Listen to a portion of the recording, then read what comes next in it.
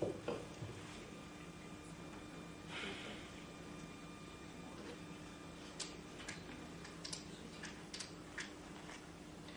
morning everyone. I am here to discuss about the safety and efficacy of simultaneous topography guided PRK and collagen cross-linking for keratoconus. I am Dr. Rohit Bang from Shri Ganpati Nethralaya, Jalna. I have got no financial disclosures to be done. What is the exact concept? We all know keratoconus, it's characterized by progressive, asymmetrical, non-inflammatory corneal thinning which is associated with irregular astigmatism. And because of the obvious features, standard excimer laser cannot be used to correct the ametropia or the severe astigmatism that we see in these patients. So over a period of time, it has gone like collagen cross-linking has become a standard of treatment to stabilize the cornea, and in the recent years we had combined it with a topography guided PRK. So keratoconus, because of the mechanically weak cornea and the collagen cross-linking that we do, it leads to a regularization of the or stability of corneal surface, and the irregular surface or the irregular astigmatism can be handled with a topography guided PRK. So in nutshell, it leads us to a stable cornea and a regular surface which the patient may have a suitable contact lens fitting as well as having a less amount of ametropia. How did this study go about? It was a retrospective study of 54 eyes of 40 patients, and all patients had a documented progressive mild to moderate grade keratoconus, and the mean pachymetry of the patients was 468 microns, and there was no scarring visual axis with no associated ocular inflammation in the eye.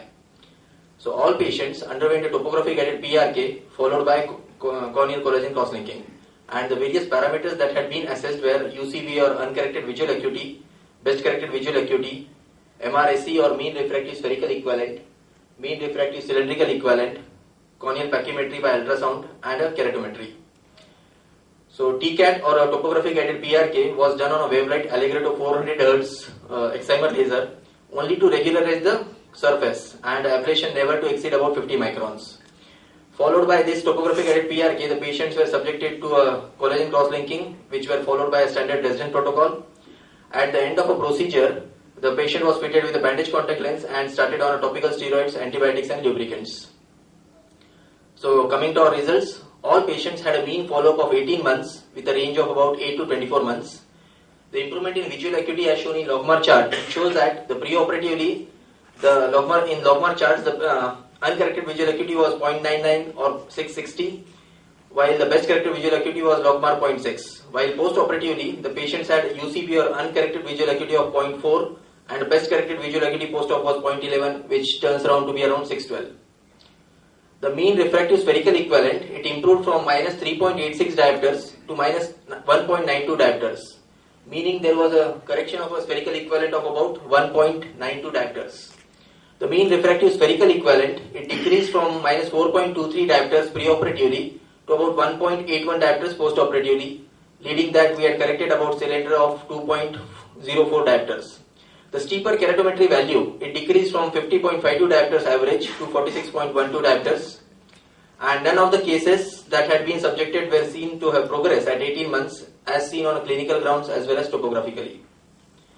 Just to highlight how does the surface changes, this is a case which is showing a preoperative on the left side and a post-op picture.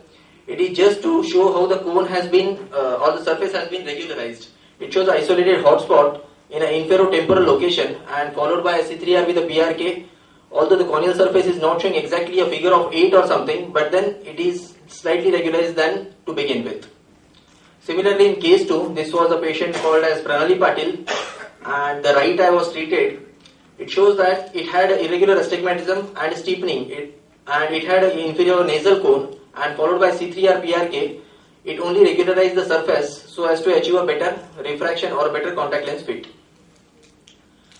We happen to compare our study with the various studies that had been published in the literature. The landmark study had been in the GRS of 2009 September, which shows comparison of sequential versus same day simultaneous collagen cross-linking and topography guided PRK for treatment of keratoconus. And how did the Canalopolis conclude was simultaneous PRK followed by collagen cross-linking seems to be a promising treatment capable of offering functional vision in patients with a keratoconus. There was a similar study by which was published in AIOC, and that was in January 2013. It was a PRK followed by cross-linking alone for management of progressive keratoconus 2-year follow-up. That also concludes that PRK plus CXL procedure may be a good option so as to reduce the corneal aberrations and stabilize corneas with a progressive keratoconus. One more very important study had been again completed in JRS, which was simultaneous topographic added PRK followed by cross-linking for keratoconus. And that had also concluded that simultaneous PRK followed by CXL seems to be promising treatment, capable of offering functional vision in patients with keratoconus.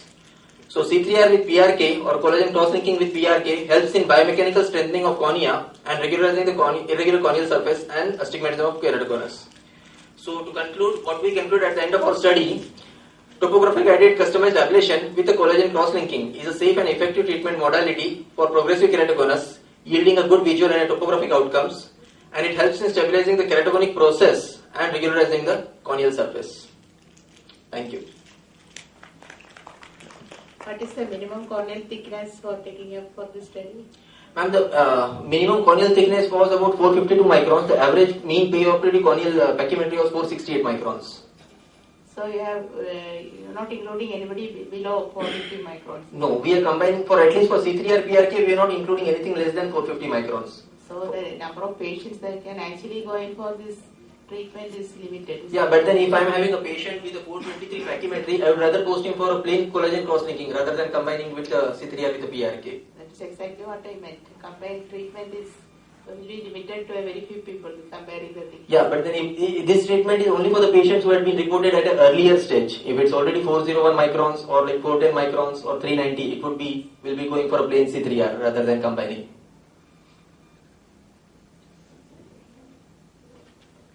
Thank you. Now we have next presentation by Dr. Keith M. Shah on effect of intraocular pressure after DSEC in eyes with and without pre-existing glaucoma. Good morning everyone. My talk is on the effect of intraocular pressure after DSEC in eyes with and without pre-existing glaucoma. The study has been done without any financial interest. Endothelial dysfunction from cataract surgery or any disease has remained leading indication for corneal transplantation. And for it, optical PK has remained the gold standard treatment. It has some disadvantages like delayed rehabilitation, prolonged visual recovery time, poor visual quality at the end of 1 year, and irregular astigmatism at final outcome.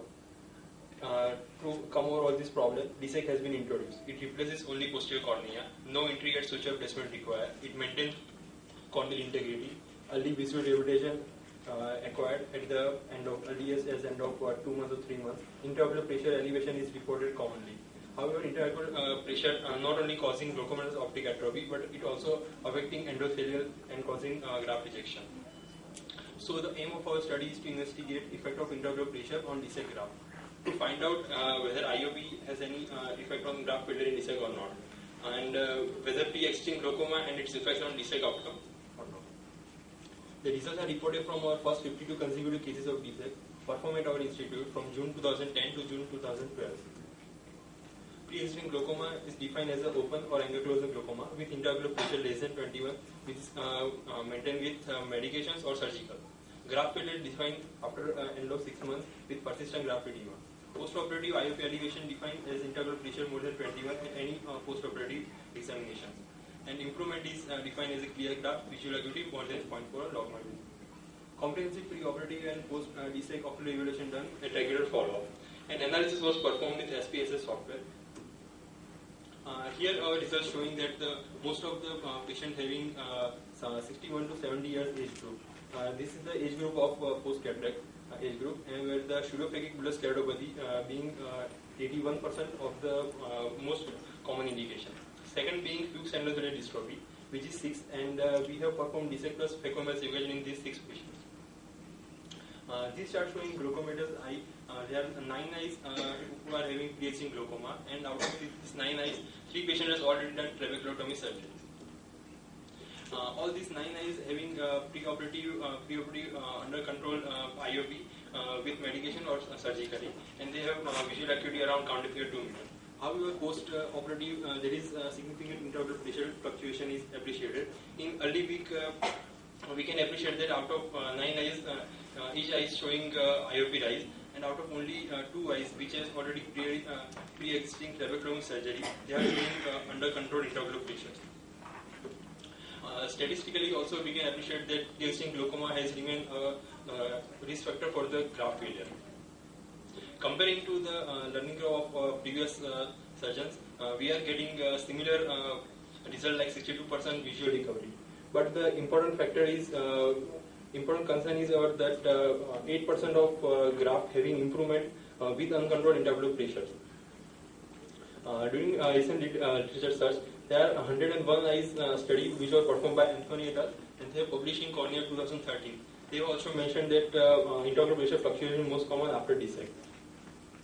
Unlike conventional PK, DSEC is performed with a small incision and no angle structure distortion is done. But the pre-existing glaucoma has remained important risk factor. Steroid response likely to be major cause of post-DSEC IOP elevation in a study, as we are using steroid eye drop for minimum of 6 months.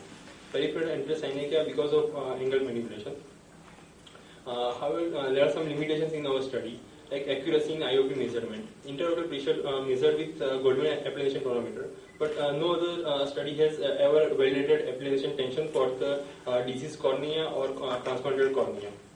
However, in our cases that only 450 micron corneal bed is remaining, and which behaves as an elastic recoil in application tension measurement. Value of CCT is fluctuating throughout the post-operative course.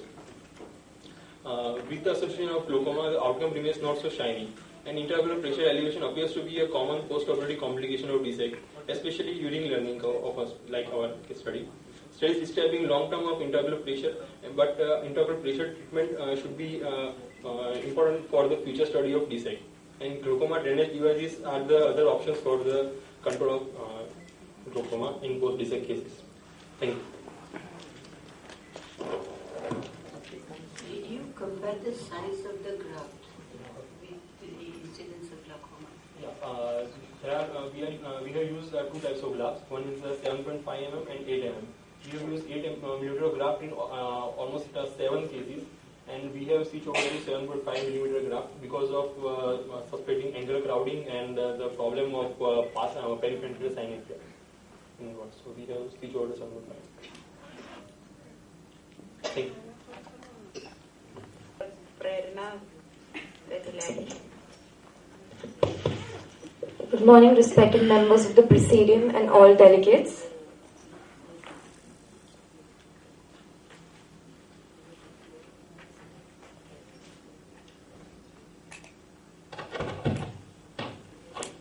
Okay, so through Button, Bubble and beyond, I will be taking you through a learning curve journey of DSEC and our experiences in the same.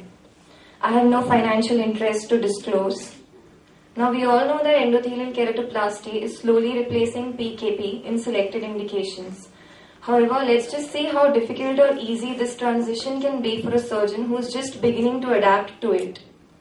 So in this prospective single surgeon case series, we included the first 10 cases with a minimum of 6 months of follow-up operated by a single surgeon, and then we studied and reported on the visual outcome and the graft status following the surgery. The participants were ideal cases for endothelial keratoplasty, with all 10 of them not having significant stromal scarring. So because this was a prospective study, we could standardize the surgical procedure as well as the parameters we had to study. So the preparation of donor corneal lenticule as well as the insertion was also standardized for all cases. All the cases, the incision was made at a depth of 410 micron and then the lamellar dissection was done. An 8 mm donor graft was used again in all, and this was inserted using a needle push technique. So the main outcome measures that we studied were the best corrected visual acuity and the change in visual acuity, the refraction after at least 1 month of surgery, the perioperative complications, IOP also, and pachymetry and the donor corneal lenticule thickness. This was done using anterior segment OCT. This was done at immediate post-op at 1 to 2 weeks and at 3 months post-surgery. All patients were minimally evaluated on at least day 1, weeks 1 to 2, and at months 3, 1 and 6. So the most common indication in our case series was pseudophakic bullous keratopathy, with 8 out of 10 patients requiring DSEC for the same, which was coming to 80%. Let's just see how this compares with some studies from the West. Here we see that a study by Shi et al. Showed Fuchs endothelial dystrophy to be a commoner indication for their DSEC series. Now, though this looks like a busy slide, I'd like to point out The best corrected visual acuity at presentation is definitely poor in all cases without exception, with only one case being better than 6 by 60, that is patient number 8. Now, do not look at the busyness of the slide. If you concentrate on the grey highlighted area, you can see that at 6 months at the end of the study, at least 5 out of 10 patients have a best corrected visual acuity better than 6 by 12 or 20 by 40. Looking at the purple highlighted area, I can show you that the graft thickness at 3 months was 200 microns. Now this thicker graft we could postulate was responsible for maybe the thicker central corneal thickness we obtained in that patient, which was 720 microns, and probably that was the reason for the poor visual acuity, because this patient did not have any other associated posterior segment complications. The pink part in the chart shows you that there is some significant astigmatism seen in a case post-penetrating keratoplasty. That patient had a graft failure. So also all these cases with pseudophakic bullous keratopathy, you have the cylinder in about -1, -3, etc. This could probably be because of the previous surgery as well as any trauma during the procedure. But however, this patient number 9 with Fuchs dystrophy, this beautifully delineates the astigmatic neutrality of this procedure, where the patient does not have any astigmatism. So this is a classic representative from our case series. This is how an ideal DSEC result would look like. Now, while we did not study the endothelial cell counts, we decided to prognosticate and follow up our patients based on the central corneal thickness and the donor lenticule thickness. This was done using anterior segment OCT. We observed that the donor corneal lenticule thickness rapidly decreases in the first 3 months after surgery, and thereafter it sort of stabilizes.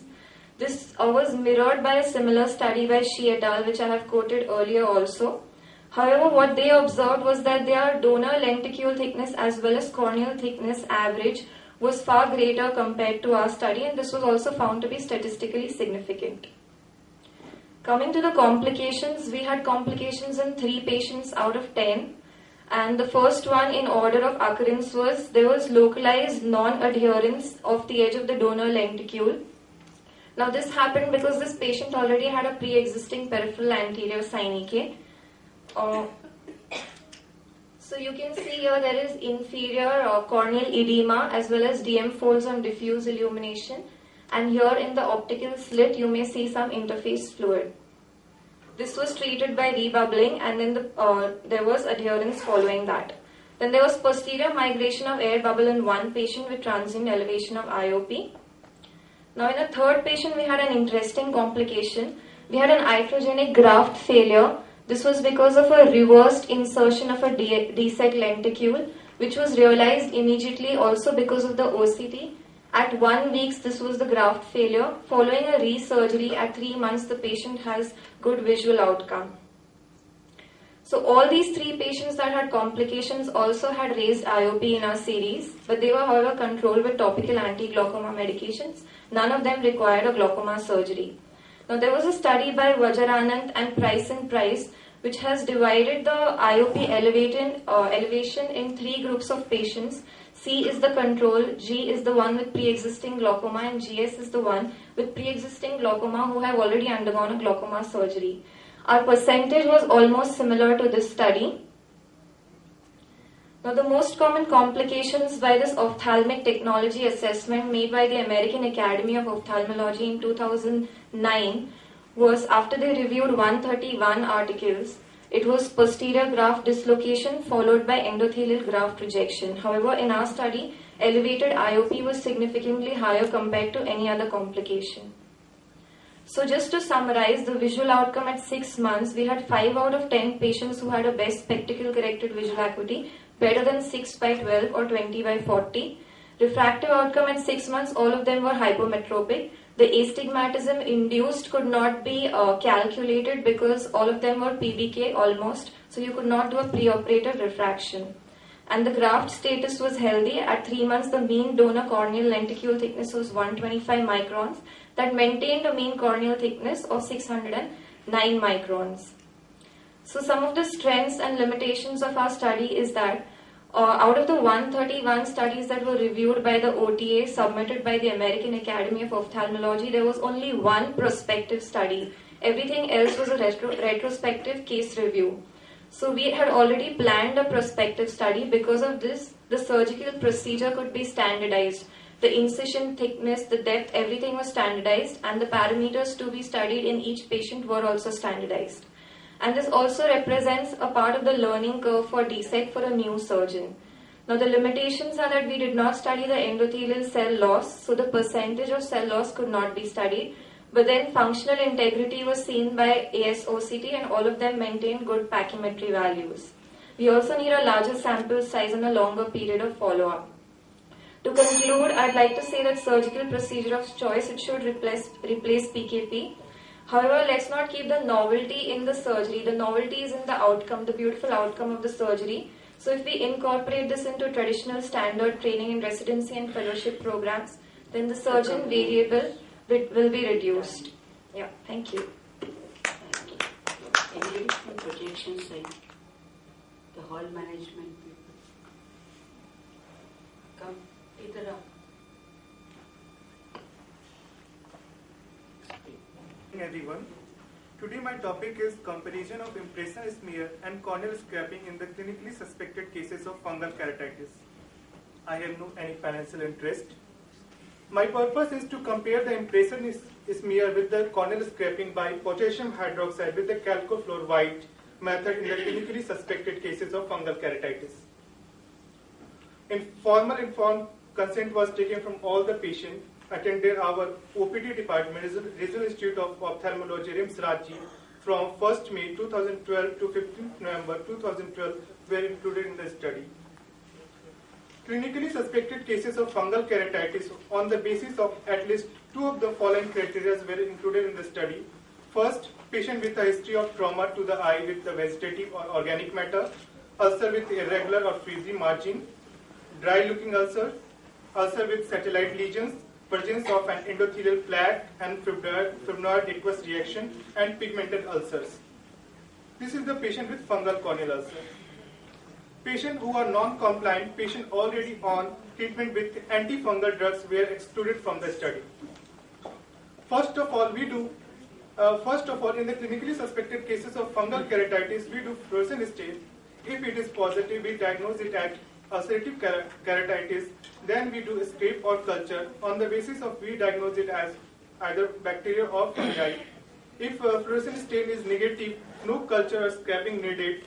If the overlying epithelium is smooth, we diagnose it as stromal abscess. If not, other causes like neoplasia, eosinophilic keratitis were suspected. We start the treatment.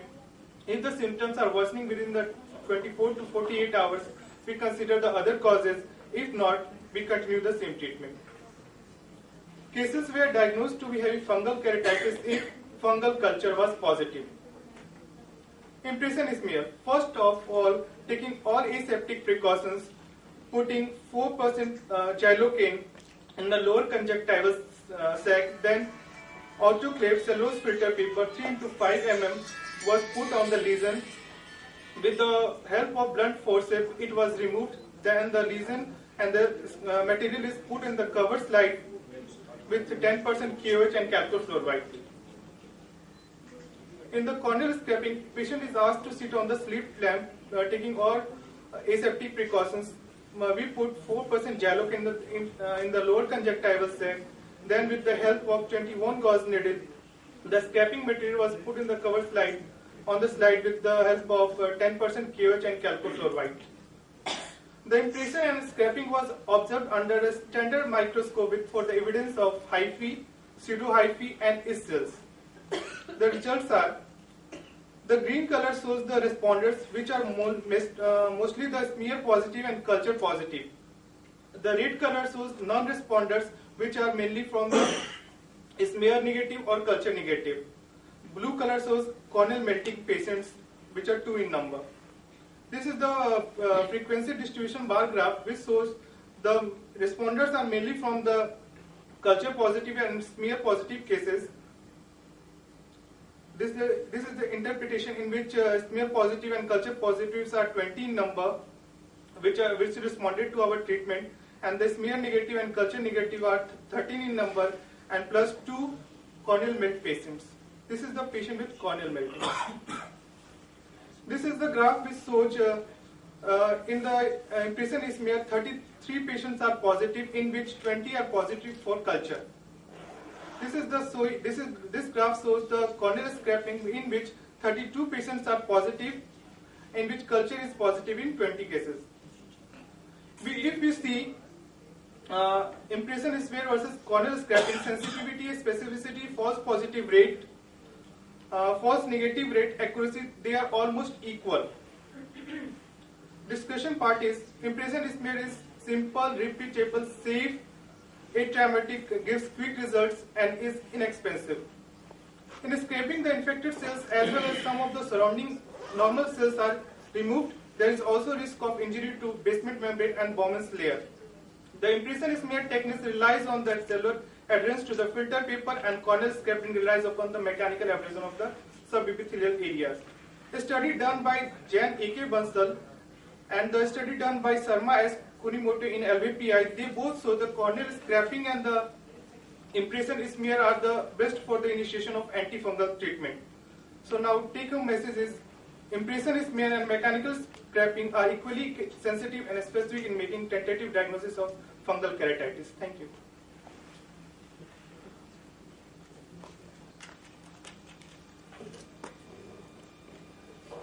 Normally, the fungi are habitual underneath the necrotic slough and the edges of the lesions.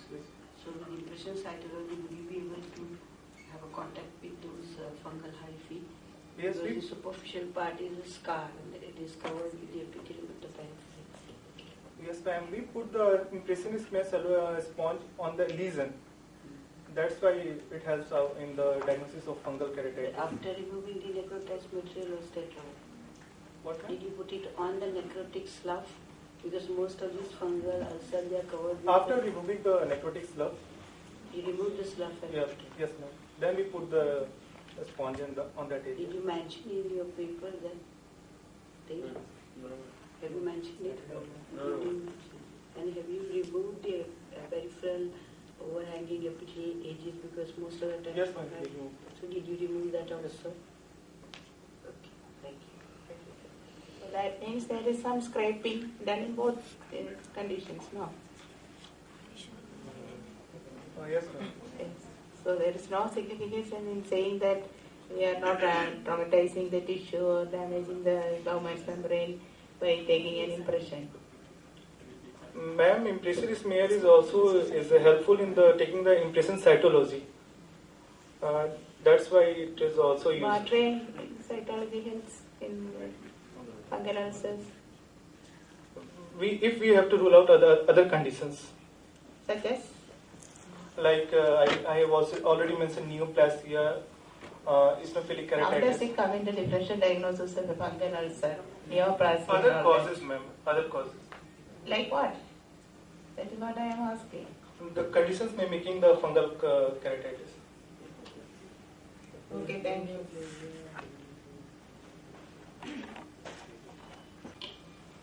The next presenter is Dr. Parul Jain. She will be presenting on complications of uneventful deep anterior lamellar keratoplasty. Good morning, everyone. The paper is on the complications of uneventful deep anterior lamellar keratoplasty. I have no financial disclosures. In patients with anterior corneal opacification or structural corneal defects with a healthy, functioning endothelium, DALT can be considered as the first-line treatment. It eliminates some complications observed after PK, most importantly the endothelial graft rejections, and the donor tissue criteria are also less stringent when we consider DALT. The reported complications after DALT are descending membrane perforation, folds, and some interface-related problems. The purpose of our study is to report complications of uneventful DALT in a tertiary eye care hospital over 10 years. It's a retrospective study of the records of 110 eyes of 88 patients who had undergone DALT performed by the same surgeon between 2000 and 2012. Patients with intraoperative complications were excluded from the study. The mean follow-up ranged from 6 months to 10 years. The main indications for performing DALT in a study were keratoconus for 60 eyes, stromal dystrophies for 16 eyes, corneal scars for 12 eyes, post-chemical burn, stem cell failure in 11 eyes, pellucid marginal degeneration in 5 eyes, and mucopolysaccharidosis and corneal degenerations in 3 eyes each. The complications seen in our study can be divided as interface-related problems like debris, striae, vascularization and keratitis, rejection, recurrence of primary disease, and few rare complications that we found in our study. Graft rejection was seen in 6 eyes. Average follow-up was between 6 months to 5 years, and these patients were managed with topical steroids. There was recurrence of keratoconus in 3 eyes during the follow-up visits ranging from 2 to 9 years. However, all these patients were maintaining a good BCVA with contact lenses. There is recurrence of granular dystrophy in 2 eyes during the follow-up visits ranging from 2 to 6 years. These patients again were doing well with contact lenses. There was recurrence of viral keratitis with subsequent melt in 1 patient at 3 weeks follow-up. This patient had to undergo a penetrating keratoplasty under antiviral cover and is doing well in the last follow-up visit. Recurrence of macular dystrophy was seen in 4 eyes during 12 months to 2 years follow-up, and all these patients had to undergo penetrating keratoplasty. Desmin striae was seen in 3 eyes. All the patients in which these complications were seen had undergone DAL for keratoconus. No active intervention, however, was done in these patients because they were maintaining a good BCVA.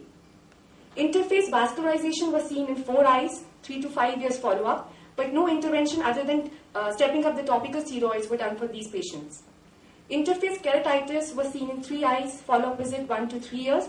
These patients were managed with intensive antimicrobial therapy and interface irrigation. However, 1 patient had to undergo a penetrating keratoplasty because in this patient there was severe thinning and lenticular melting. And a few rare complications that we got were occurrence of shield ulcer and reactivation of VKC. This complication has not been reported after DAL. This patient had undergone DAL for keratoconus. His VKC was controlled with 2% cyclosporin at the time of surgery. At 18 months follow-up, he presented with shield ulcer. He was treated with systemic steroids and topical anti-inflammatory drugs, but he regained his BCVA of 6/18. Intradesmetic air trap on the first post-op stay was seen in a patient who had undergone DAL for Hurler syndrome. However, the bubble resolved on its own at the 3rd post-op day, and no active intervention was required. I'll just show a few representative cases. This 11-year-old male patient operated DAL for keratoconus, presented with rejection at 1 year follow-up. After treatment with topical steroids, he regained his BCVA 6/24.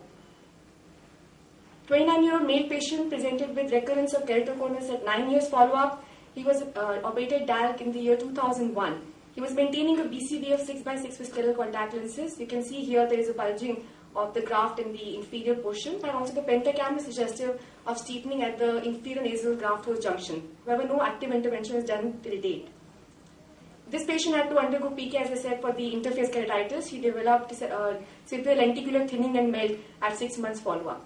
Another patient, he had a suture-related peripheral interface keratitis. He resolved with the topical antimicrobial therapy and maintaining a good BCVA 6/36. Now, these are Desmin membrane folds striae. However, they had no effect on vision in our study. This patient had a visual acuity of 6/24. More peripheral striae seen in this patient, maintaining a good BCVA of 6/18. Now, this is the patient who developed shield ulcer at 18 months follow-up. This is the clinical photograph of the tarsal conjunctiva of his upper lid showing severe papillary reaction. And post-treatment, you can see here there is a regression of papillae. This is the clinical photograph showing shield ulcer in the graft at presentation, and regressed ulcer at 8 weeks post-treatment showing the presence of stromal scar. Then this patient had interface vascularization with opacification of the graft host junction. This patient is on, the topical steroids have been stepped up, and he's on close follow-up since interface vascularization can precipitate graft rejection. This is the clinical photograph preoperative of the patient Hurler syndrome. Post-op day 1, this patient had an intradesmetic air trap. However, it resolved on its own on 3rd post-op day, and the patient now has a BCVA of 6/9. To conclude, in our study, 28 eyes out of 110 developed complication, the complication rate of 25%. Only 6 patients required penetrating keratoplasty. Majority of the complications were not sight-threatening and managed conservatively. DALC appears to be an acceptable alternative to PK and stromal corneal diseases. However, complications can occur, and some of them are unique, like the interface-related problems, and warrant close follow-up. Thank you.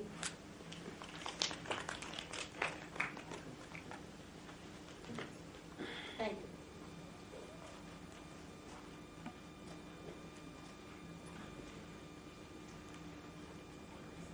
Next speaker is Dr. Vardhaman Kangaria.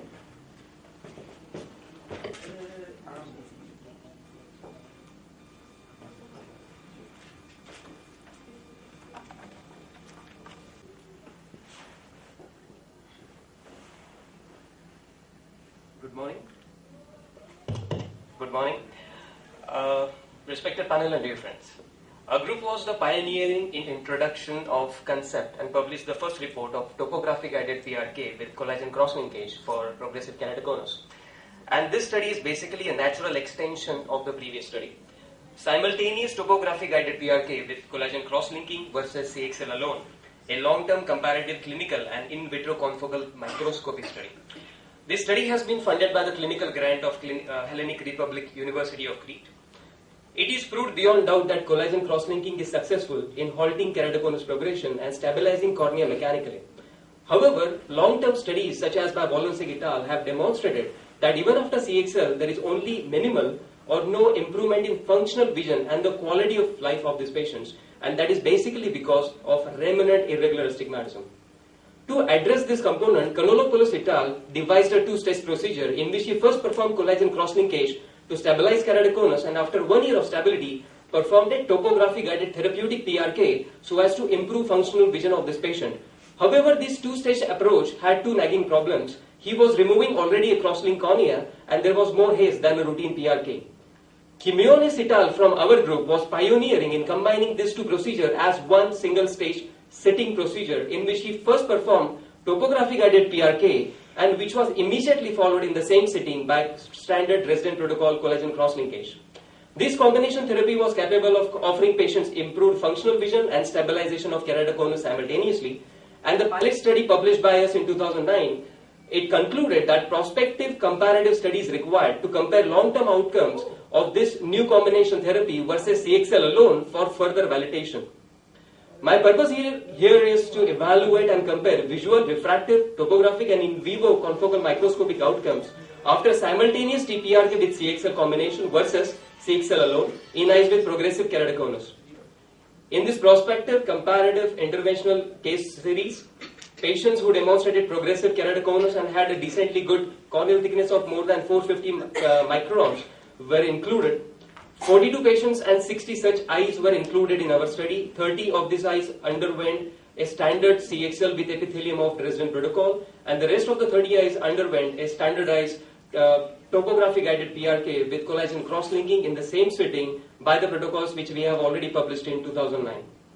As we can see here, both the groups were controlled matched before we undertook any kind of procedure for them in terms of all the parameters including age, visual, refractive and keratometric parameters. This was done to remove any selection bias when we were planning to analyze the outcomes.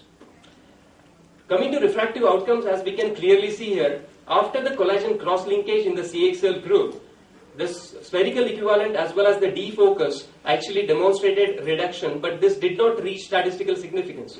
As against in PRK CXL group, there was a statistically significant improvement in spherical equivalent as well as defocus. It was also translated into the keratometric outcomes. As we can see, this is probably one of the most interesting slides, in which we can see there is steep keratometry and flat keratometry graphs, in which the blue represents the CXL alone and the red line represents CXL with PRK. As we can classically see here, both steep keratometry and flat keratometry demonstrated an initial steepening effect at the end of 1 month, which is also very well validated by Wolensig et al. Long-term studies. And this went on to flatten till the last follow-up of 2.5 years. As against in PRK CXL group, there was a drastic and statistically significant improvement as early as 1 month of follow-up, which went on to again flatten, and this flattening was because of continued flattening effect of CXL alone. And basically when we compare these two groups, PRK CXL versus CXL, in PRK CXL group, the improvement in keratometry and the flattening was statistically significantly more as compared with CXL alone. In the CXL alone group, there was an improvement of 6 letters of logmar uncorrected distance visual acuity, as against in PRK CXL group, there was 21 letters, which was statistically significantly more. And more importantly, one of the reasons that you actually undertake this people for topography guided PRK is to improve their best corrected visual acuity by improving their irregularity. So 8.6 letter gain was seen in PRK CXL as against only 4 letters of gain in CXL alone group. In both the groups, none of the patients lost more than 1 line of Snellen's visual acuity, demonstrating safety in general. Whereas in CXL group there were 7 lines and in PRK CXL group there were 20 eyes who gained 2 or more lines of CDVA. This is also only one study which has undertaken corneal structural analysis by in vivo confocal microscopy, and in that what we found was the depth of CXL treatment at 1 month post-operative was 270 microns in CXL group and was statistically significantly deeper in the topography guided PRK CXL group to approximately 300 microns. There was no damage to the endothelial cell density as well as to morphology. There was no intraoperative complication. However, in one eye there was herpetic reactivation and posterior stromal haze was seen in 50% of the eyes, which we have already published in IOVS. It is important to note that topography guided PRK is not for refractive correction but only for therapeutically regularizing anti-refractive surface and should be limited to 40 microns of ablation. To conclude, in our long-term prospective comparative study, simultaneous topography guided PRK with CXL offered better visual, refractive topographic outcomes and much deeper CXL effect in comparison with CXL alone. Both the groups were successful in halting progression of keratoconus and maintenance of corneal structural health, especially corneal endothelium. And we are now further recruiting patients for similar comparisons of combination therapy versus CXL alone in other ectatic conditions such as post-LASIK ectasia and PMD for further evidence. I would like to thank my co-investigators. I would like to thank you for kind attention. Thank you so much.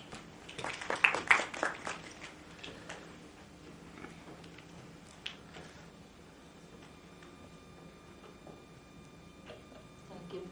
Thank you.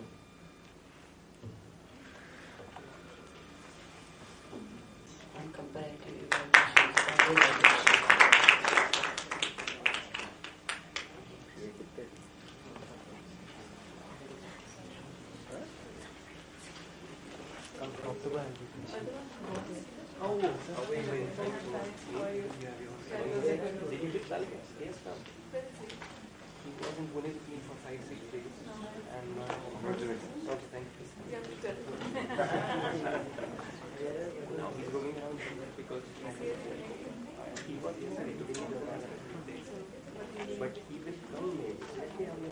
Laser a safe and effective technique? Dr. Triveni Provo.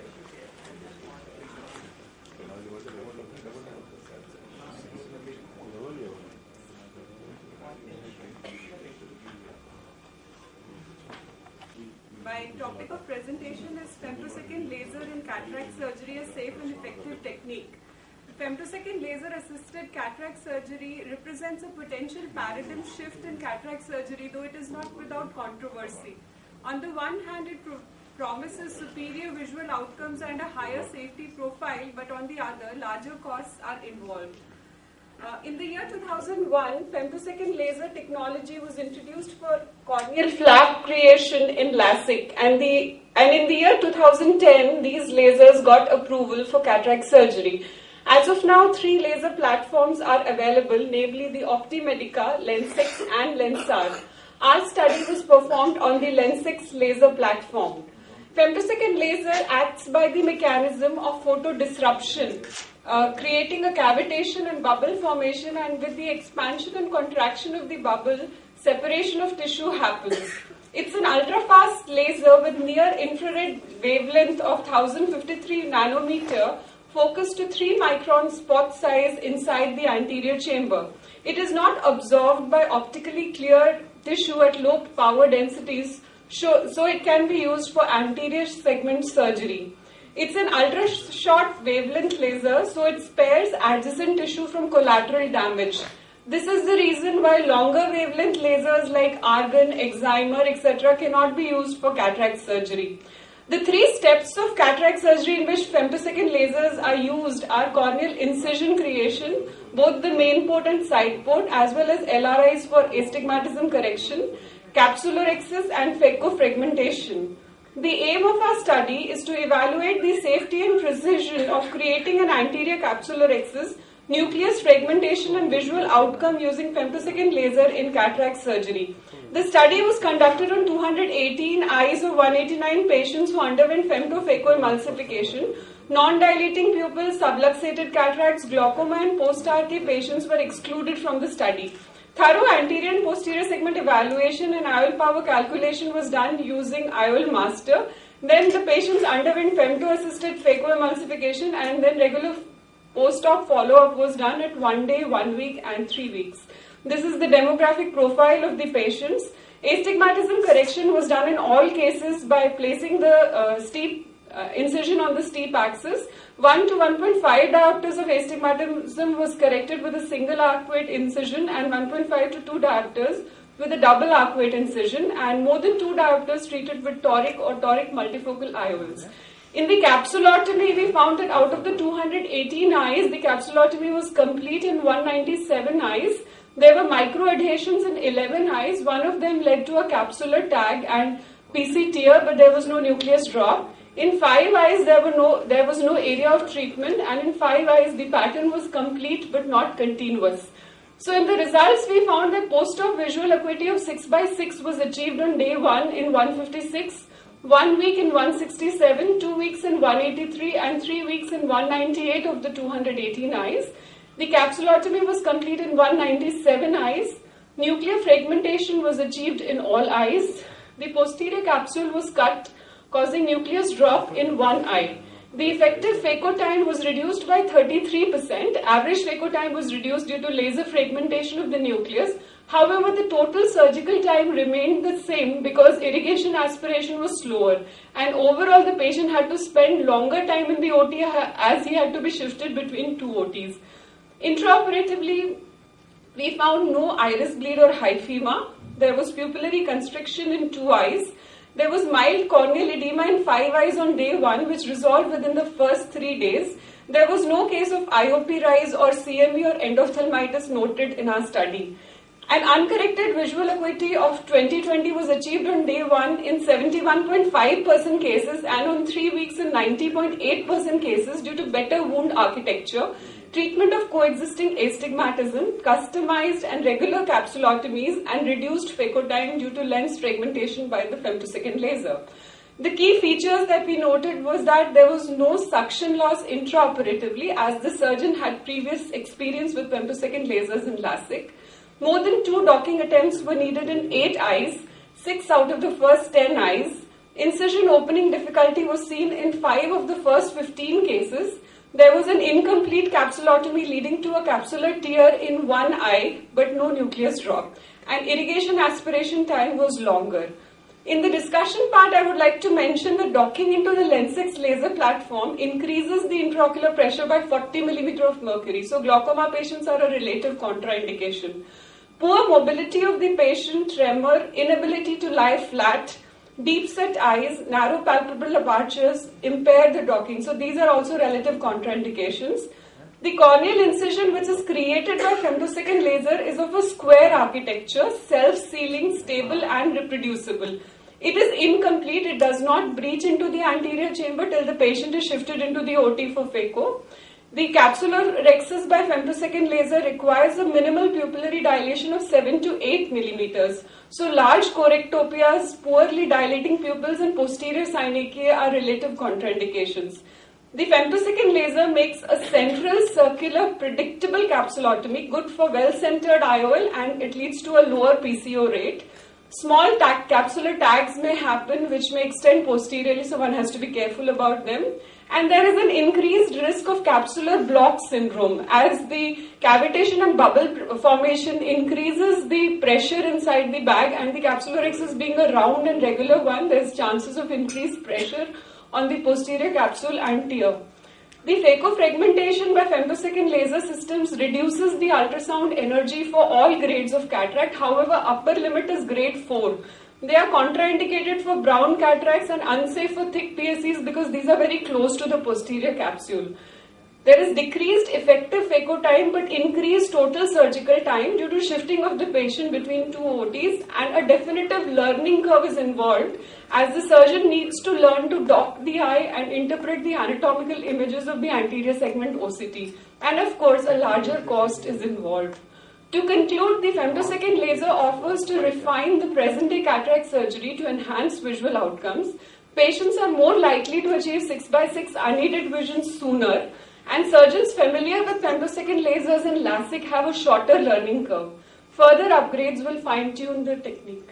Thank you.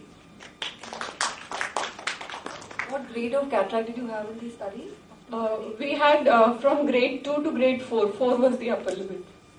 So that is how you got the percentage of 71.4%. You said was better vision in the first week or something. No, we got unaided vision of 6/6 in 71% patients on day 1. Because phaco-fragmentation reduces the... Corneal edema? Corneal edema we saw in 5 eyes on day 1, which improved by day 3. All of these were grade 2 cataracts, Mostly ranging grade 2. from? Ranging from grade 1 to 3. The higher grades we had excluded. Because this is the initial experience. Was the capsulotomy, was this after the upgrade of the machine with the soft contact lens? No, this is before. This is the initial cases. So after that we did not have these the non-continuous patterns and microadhesions. This is the first 289. These are not, you have analyzed those, not after the contact. Not after the contact. That's right. Can I ask a question? Sure. How do you see that there was a reduction in your effective phaco time by 33%? It's like 33% reduction in the effective phaco time. Now that was assumed because most of your cataracts were grade 2, but there was some grade 4 also. So how did you calculate this 33%? No, we have not taken any grade 4 cataracts. They were mostly grade 1 to 3. What I mean to ask is, how did you conclude that there's a 33% effective phaco time? So they compared probably their previous surgical time and they present surgical time. Compared the same grade with the ultrasound, and then did you do a study in which you took the same number of cases with the ultrasound technique, same grade of cataract, and then only can you compare the two? That has to be the same machine, same surgeon. The machine has to be. Always has to be.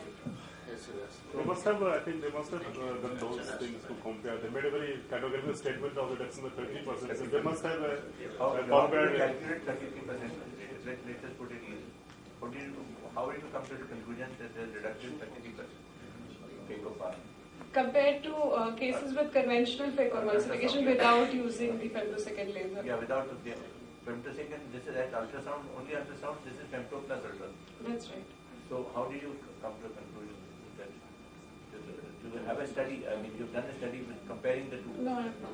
We have not compared, we have just a few cases compared and assumed, not exactly statistically analyzed. So can I have one question?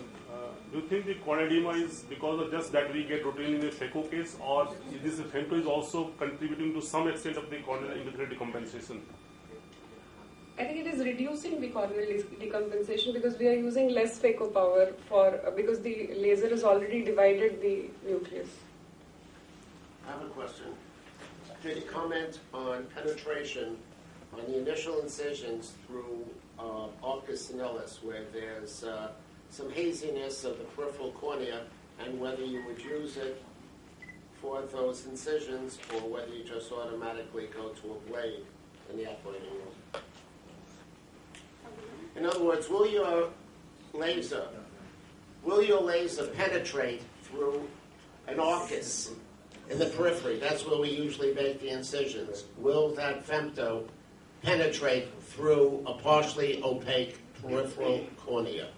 It will not, because the incision is anyways incomplete. It's not reaching into the anterior chamber, so we have to dissect it anyways, and there will be greater difficulty in dissection in the arcus senilis patient. So the question is, would you use it at all for the incisions, the paracentesis incision, the main incision for the phaco probe, the 2.5 millimeter incision? Would you use the femto laser at all for those incisions when you have a hazy peripheral cornea in an arcus? Ideally not.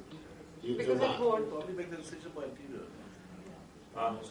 I think what he means is that the femto doesn't penetrate through arcus senilis, and therefore the incisions are much more corneal, and you have to be corneal in these cases because the femtosecond laser cannot penetrate an arcus senilis or any corneal opacity for that matter. So we have to go on using either you have to be very anterior, which is sometimes not good because you're using a lot of astigmatism, and you have also problems doing surgery because you create corneal folds, etc. But this is the downside of the laser, that you cannot give what is called a blue line incision or a limbal incision. Almost never with the femtosecond laser. Thank you.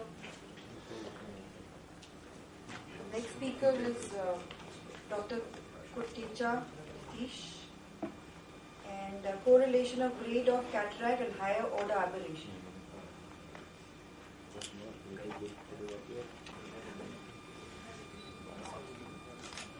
Good morning, respected judges, my friends, my teachers and my colleagues. My topic of presentation for free paper is correlation of grade of cataract with higher order aberration. There was no financial interest involved in this study. Coming to the review of literature, Rocha et al. Studied higher order aberration of age-related cataract and found that different types of early lenticular opacities induced different wavefront aberration profiles. Coma predominated in cortical group of cataract, while spherical aberration predominated in nuclear graded of cataract. Similar study by Sajdevan et al. Found the similar results, that cortical opacification produced an increase in coma and nuclear opacification produced spherical aberration. Aim of my study was to find the association of grade of cataract with higher order aberration. It was a secondary data analysis study done at Lakshmi Eye Institute, Panvel, including 70 eyes with 36 males and 34 females. The inclusion criteria were patients with different grades of senile cataract who underwent accuracy examination at undilated state between January 2013 to April 2013 were included. The age group was 40 to 80 years. The exclusion criteria were previous ocular surgery, any ocular pathology, patients with diabetes mellitus, connective tissue disorder, patients who were diagnosed to have both PSC and nuclear sclerosis of any grade at the same time. Data from patients with different grades of cataract who underwent accuracy examination at undilated state was collected. The data includes demographics, lenticular coma, lenticular spherical aberration, lenticular secondary astigmatism, and total spherical aberration. For data analysis, for comparison of means of linear data, t-test, and for proportion of categorical variables, chi-square test was used.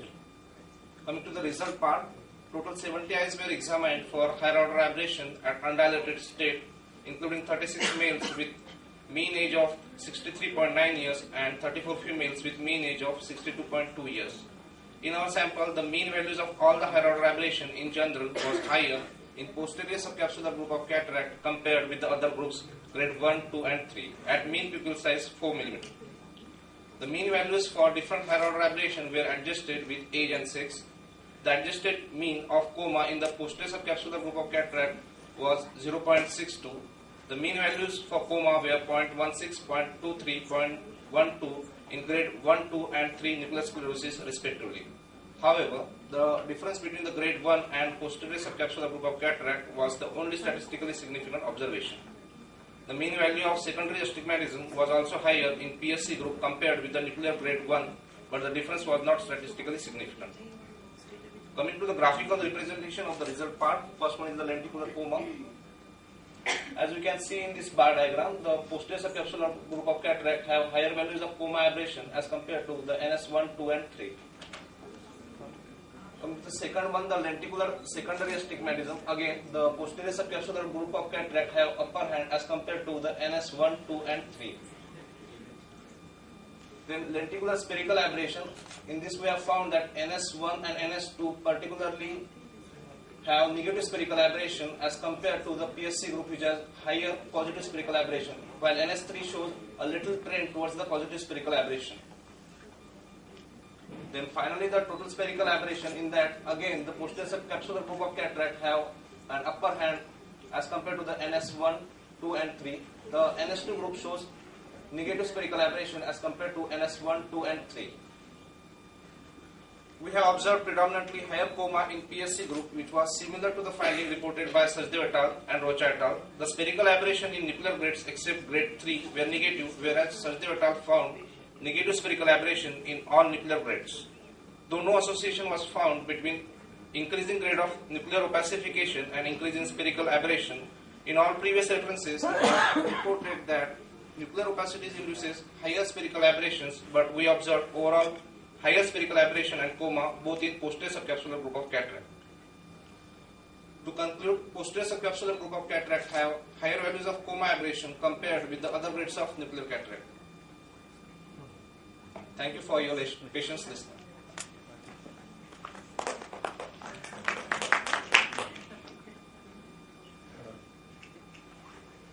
You just evaluated it. Have you evaluated in terms of vision at all? That study was not done. No, only in respect to the hair order aberration we have evaluated.